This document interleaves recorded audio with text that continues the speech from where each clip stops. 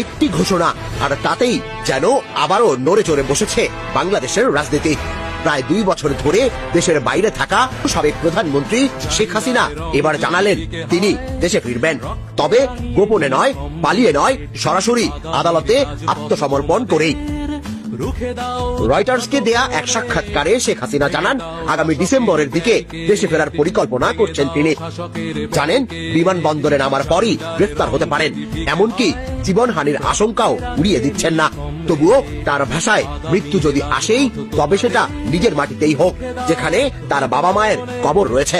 ভেঙে দাও শাসকের ব্যারিকেড, ভেঙে দাও শাসকের ব্যারিকেড।